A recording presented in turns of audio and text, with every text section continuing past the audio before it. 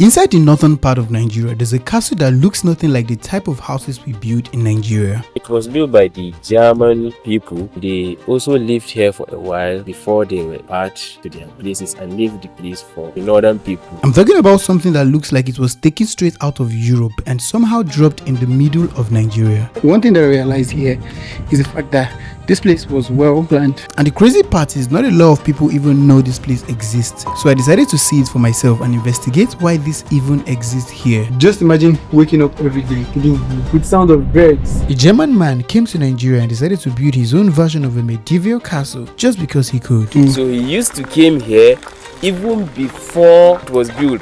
He was a drunkard. He used to come and take his drinks here. I traveled all the way from Lagos to Kaduna not really knowing what to expect, because I'll be very honest, what is a castle doing in Nigeria?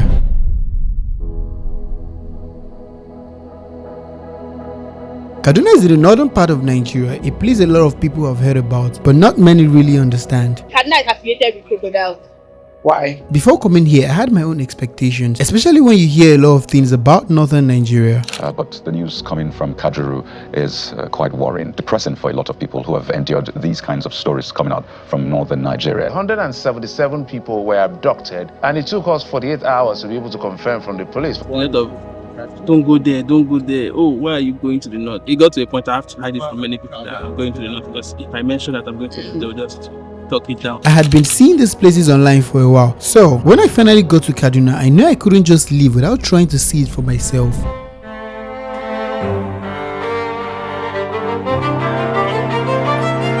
The castle isn't inside the city, so we had to drive way down to the southern part of Kaduna. New day today, and we are currently in Kajuru Castle. I arrived Kaduna yesterday, and I've always wanted to see this castle right up here. So this morning we woke up and took a 1-hour drive all the way from the Kaduna city to this place. So that's the castle up there. We're going to explore this castle today. This is one of those unique places in Nigeria that a lot of people don't get to visit, but yeah, I'm here today. The first thing that I noticed was that this place is not the kind of place you just walk into and see people moving around, because it's not really set up for tourism. And from what I could tell, it didn't even feel properly maintained. So we had to call the manager just to see if there was any way we could get access. And luckily he agreed to let us in for a bit. I am very excited. This is beautiful. It's like on top of a mountain, so we have to like hike right up here, and gladly it is well cemented. So back in the late 1970s, a German man named Gerhard came to Nigeria and decided to do something very unusual. Instead of building a regular house, he started building a castle. He wanted something that reminded him of Europe, so he designed it like a medieval castle. He worked with local labor right in Kaduna using materials they could get around. It took years to complete, and all of this wasn't for tourism or anything like that. This was just his personal space, somewhere they say he could come to and feel like he was back in Europe.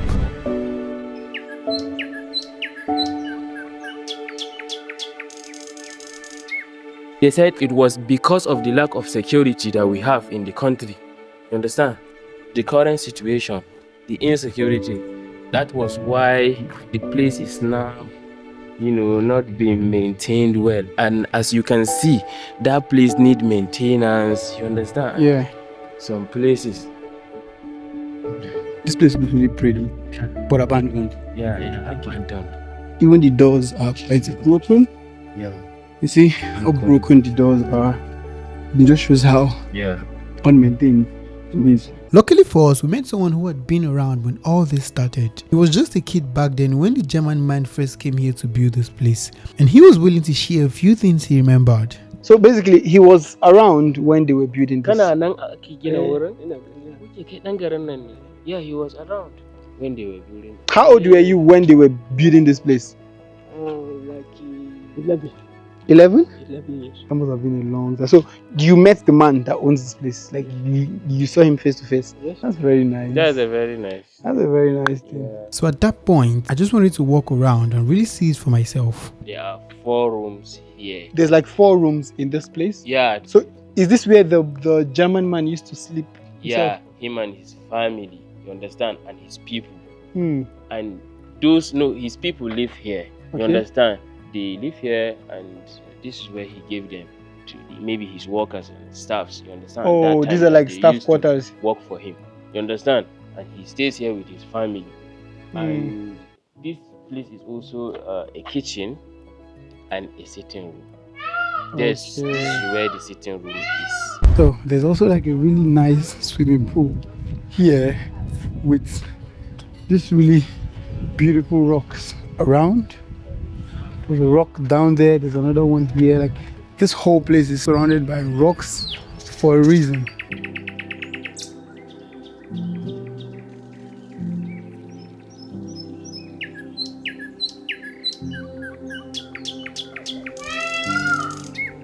I just wish this place was like a little bit more maintained. Yeah. Like literally, if it was well maintained more, it would make more sense. And they said more people are not coming here because of the insecurity. And that's why they left the place. Oh. Maintaining the place. So like before. Oh. Yeah. Insecurities didn't allow like people to come in here. That's sad. Can you imagine the view from here?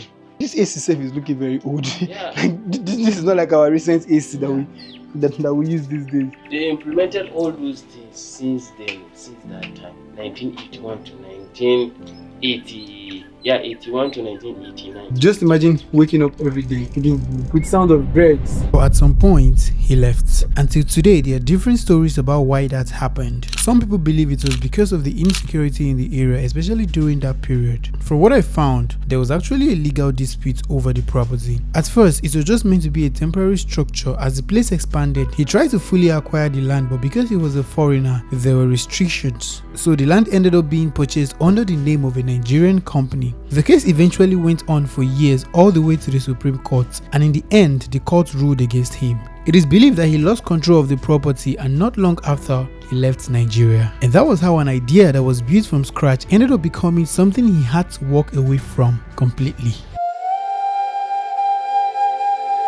Before, black no enter here, only Oipo. In the past, black people don't come here, just white people. Yeah. Why? I don't know. So it's not allowed for black people to be here, only white people. Only the German. Why? Why is there like is there a reason for that? No, I don't know. Okay, Maybe at that time by of that time, maybe colonialism, Nigeria, you don't know the place. Okay. Maybe I don't know. Wow. Only Oibo. I believe the story behind this castle is really what makes it interesting to me, because honestly, you don't really find places like this in Nigeria or even in most part of West Africa. Do you know what's this called in Hausa? No. Dawisu. The Yeah. It's the epitome of beauty. It is one of those places that I would actually recommend visiting, but at the same time, because of the insecurities around the area, it might not be the best option for everyone. But if it's something you've always wanted to see, I would say you give it a try. That being said, it's Collins and Kemi here again. I hope you enjoyed this video, and please don't forget to like and subscribe.